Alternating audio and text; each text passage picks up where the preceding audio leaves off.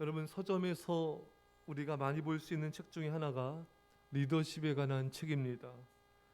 사람들은 리더십에 관한 강연도 많이 듣고 리더십에 관한 책들을 읽으면서 어떻게 해야 조직을 이끌고 사람들을 움직일 수 있는 리더십을 발휘할 수 있는지 그 리더십의 원리와 기술을 터득하길 원합니다. 오늘 본문에 나오는 솔로몬을 통해서 하나님 우리가 어떻게 해야 진정한 리더십을 발휘할 수 있는지에 대해서 말씀하시고 계십니다. 여러분, 다윗처럼 신앙이 있고 싸움에 능하며 카리스마 있는 리더십, 이런 지도자를 찾기는 참 어려울 것입니다. 그런 위대한 지도자 다윗이 죽고 난 뒤에 왕위에 오른 솔로몬은 굉장한 부담감을 느꼈을 것입니다. 아버지는 강력한 리더십을 발휘하여 신하들과 백성들이 따랐는데 과연 내 리더십에 신하들이 나를 따를까, 이런 두려움도 있었을 것입니다. 과연 신하들과 백성들이 솔로몬 리더십에 따랐을까요? 오늘 본문에 이스라엘이 그의 명령에 순종하며 모든 방백과 용사 다윗 왕의 여러 아들들이 솔로몬 왕에게 복종하니 온 이스라엘 백성들이 솔로몬의 리더십에 따랐고 모든 방백들과 용사들과 다윗의 아들들도 솔로몬의 리더십에 복종하였습니다. 어떻게 이렇게 순종하며 복종하며 솔로몬의 리더십에 따를 수 있었던 그 힘은 무엇이었을까요?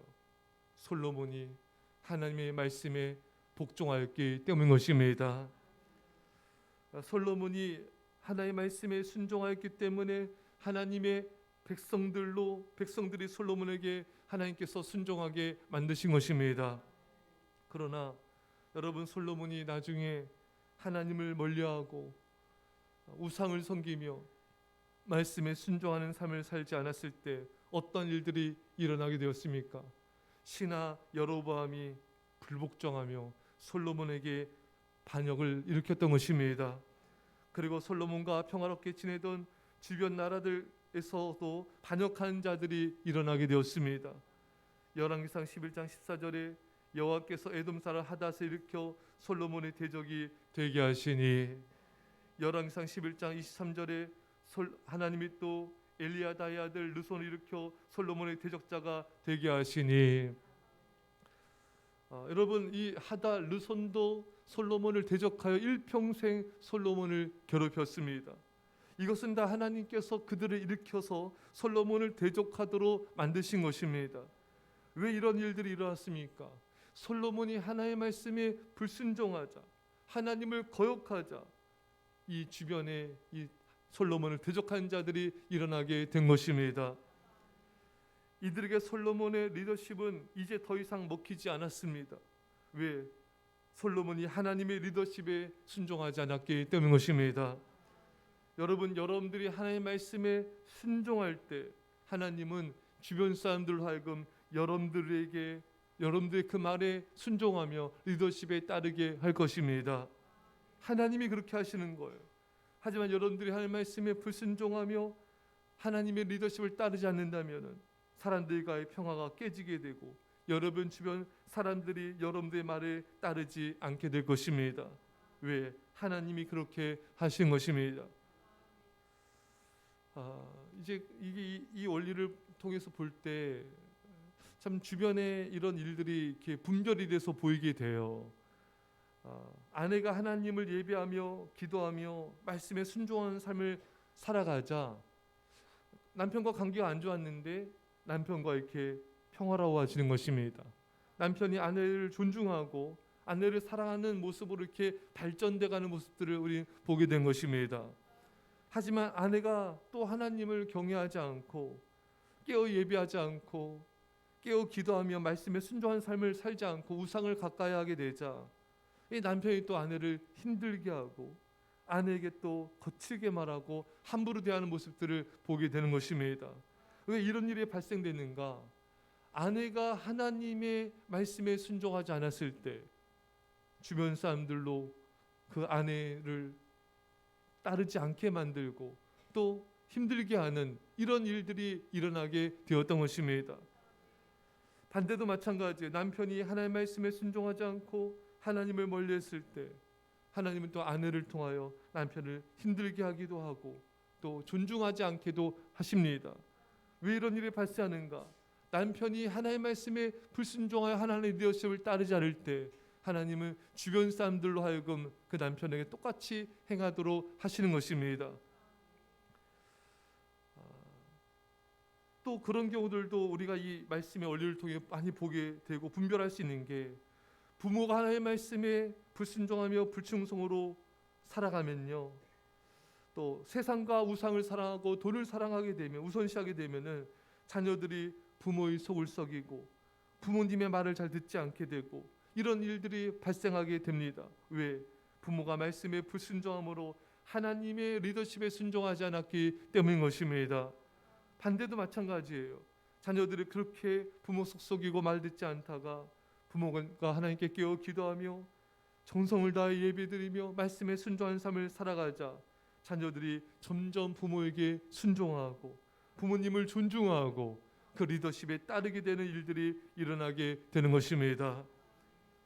그렇게 제가 그런 분들 봤어요. 간증도 들었는데, 그렇게 이 자녀들이 그랬던 자녀가 아닌데 어느 날 돌변하더래요.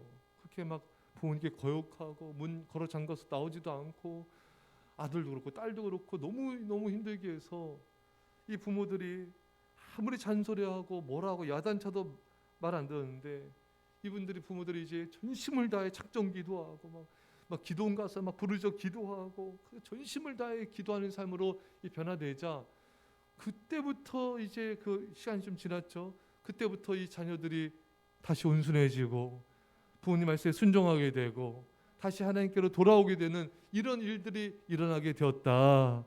이런 간증을 제가 직접 들었어요.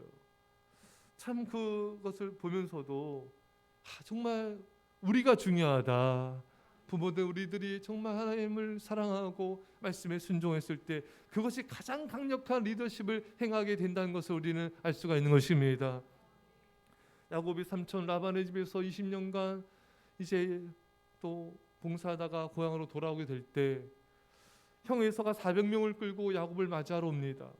야곱은 너무 두려운 나머지 너무 벌벌벌 두려움에 떨게 돼요. 그때 형을 마음 움직이기 위해서 또 양떼들 또 이렇게 짐승떼들도 보내보고 처자식도 앞서 보지만 형 에서의 마음은 풀릴 기미가 없어요. 그자 이제 이 야곱은 야곱 이름 그대로 속이는 자 아닙니까? 그렇게 자기 잔머리로 살아왔던 사람이 이제 난생 처음으로 야복강 나룻에서 목숨을 걸고 밤새도록 기도합니다. 그때 하나님께서 어떤 일을 이루셨습니까? 그 다음날 야곱과 에서가 눈물로 끌어안고 정말 하나됨을 이루는 모습을 우리는 보지 않았습니까? 아무리 형의 마음을 움직이는 그런 모든 걸 해봤지만 안 됐어요. 하지만 하나님 말씀에 기도하라 말씀에 순종해서 깨어 기도했을 때, 믿음으로 부르짖어 기도했을 때 하나님께서 에서의 마음을 움직이신 것입니다. 여러분, 이것이 바로 순종의 리더십이고 이것이 바로 기도의 리더십인 것입니다. 사람의 마음을 어찌할 수 있는 것은 우리에게 있는 게 아니에요. 우리는 어떤 사람의 마음도 변화시킬 수 없습니다. 한 사람의 마음을 움직인 것은 하나님이 하신 것입니다. 우리가 말씀에 순종할 때, 우리가 전심으로 기도할 때 하나님께서 역사해 주시고 사람들로 하여금 그 마음을 움직여서 따르게 하는 그런 일들을 행하신 것입니다. 어느 성도님이 장사를 시작했는데 직장 직원들이 그렇게 다투고 갈등하고 사고가 많고 이런 것이 계속해서 일어나게 된 거예요. 근데 이 사업 하시는 이 성도님과 이 사업체를 보니까 기도를 안 하는 거예요. 순종의 삶을 살지 않는 것입니다. 그러니까 그 직원들도 그 오너의 말에 순종하지 않는 거예요. 참 이것이 안타까움으로 본 적이 있고요. 또 어느 성도님은 사업을 이제 시작하게 됐는데 기도를 시작하는 거예요. 주중에 예배도 드리고요. 전심을 다해 하나님을 찾는 것입니다. 직원들과 함께 전심으로 주님께 예배하니까 하나님께서 그 시끄럽던 그 사업장을 다 이렇게 잠잠케 하시는 것입니다. 또 직원들도 다 순종하게 하시는 거예요. 왜? 그 앞에 세워진 리더자가 전심을 다해 부르짖어 기도하고 막 새벽에도 기도하고 막 밤에도 기도하고 예배하고 이러니까 하나님께서 그 순종을 보시고 그 기도를 보시고 모든 것을 평화롭게 하시고 그 직원들도, 그 말 안 듣던 직원들도 다 순종하도록 하나님께서 역사하신 것입니다. 이것이 바로 순종 리더십입니다. 기도의 리더십인 것입니다.